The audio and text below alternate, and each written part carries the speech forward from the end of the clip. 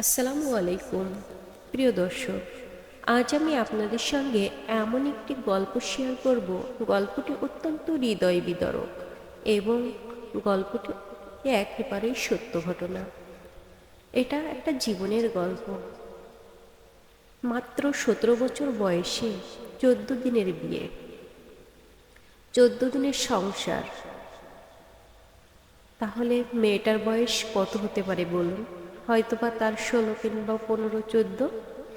এমন একটি মেয়ে মাত্র 14 দিন সংসার করার পরে তার স্বামীর জন্য 16 বছর অপেক্ষা করলো ফিরে পাওয়ার আশায়।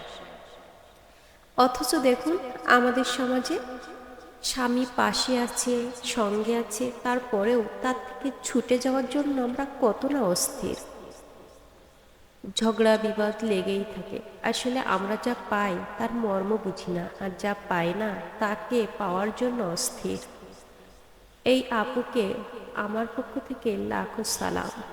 আর এই গল্প থেকে আপনারা জীবনে অনেক শিক্ষা নিতে পারবেন। মাত্র 14 দিনের সংসার তাদের, পারিবারিকভাবে বিয়ে। 14 দিন সংসার করার পরে স্বামী ফিরে যায় কাজে। সেখানে যেয়ে ঘটে যায় এক ভয়ানক ঘটনা। সে ঘটনার পরিপ্রেক্ষিতে তাকে জেল খাটতে হয়। সে জানেই না কোন অপরাধে তাকে ধরা হলো। অথচ 16 বছর জেল খাটার পরে সে তার স্ত্রী, তার পরিবার, তার বাবা মায়ের কাছে ফিরতে পারবে কিনা তাও সে কিন্তু জানতো না। অবশেষে সে ফিরে আসলো তার বাবা মার কোলে। সে ছিল বাবা মার একমাত্র সন্তান। মায়ের 5টি সন্তান মৃত্যুর পরে তার জন্ম হয়। তাহলে বুঝুন কতটা আদরের ছিল সে। এত আদরের থাকার কারণেই মায়ের পছন্দ মতো মেয়েকে বিয়ে করেন। হ্যাঁ, এখানে আরও একটি কথা বলার আছে। আসলে বাবা মার পছন্দেই যে সবচেয়ে বেটার, এটা আর একটা প্রমাণ। দেখুন, বাবা মা পছন্দ করে যে মেয়েকে এনেছিল, মাত্র 14 দিন সংসার করে সেই মেয়েটাই তার জন্য 16 বছর একটি একটি করে দিন গুনে তার জন্য অপেক্ষা করেছে ফিরে আসার আশায়। সে কিন্তু তাকে নতুন করে বাঁচার, স্বপ্ন দেখার, সংসার গড়ার কথা বলেছে, কিন্তু সে তো কোনোভাবেই রাজি নয়। এইভাবে সে তার স্বামীর জন্য অপেক্ষা করলো 16টি বছর। আসলে 16 বছর অনিশ্চিত ভবিষ্যৎ, যেখান থেকে ফেরা সম্ভব নয়। আমাদের সমাজে আমরা তো এটা মেনেই নিয়েছিলাম যে আর কখনো সমাজ পাল্টাবে, বদলাবে। অবশেষে আমি আপনাদের সঙ্গে যে গল্পটি শেয়ার করলাম, বিডিআর বিদ্রোহে এক ভাইয়ের গল্প।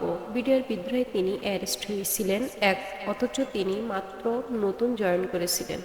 তিনি বলেন, কি কারণে আমাকে অ্যারেস্ট করা হয়েছিল আমি ঠিক জানি না, তবে আমার দুঃখ একটাই, যে যিনি আমাকে বাবা বলে ডাকতো সেই সব মানুষগুলোর হত্যার অপরাধে আমি অ্যারেস্ট হয়েছিলাম।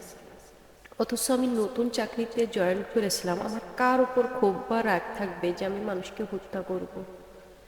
আল্লাহ আমাদের সঠিক ঘটনাটি তুলে ধরার তৌফিক দান করুক, আর আমরা যেন সেটা জানতে পারি একদিন, সেই আশাই রইল। আপনাদের মতামত কমেন্ট বক্সে জানাবেন। আর আজকের আমার কুকিং চ্যানেলের রেসিপিটি ছিল আলু টমেটোর ঝোল। আমার কুকিং চ্যানেলের রেসিপি আপনাদের কাছে কেমন লাগে কমেন্ট বক্সে জানাবেন কিন্তু। আর বন্ধুরা, আপনাদের ভালোবাসায় আজ আমার চ্যানেলটা এত দূরে এগিয়ে এসেছে। আমি 10,000 পরিবারের সদস্য হয়েছি। আপনাদেরকে অসংখ্য ধন্যবাদ আমার পাশে থাকার জন্য।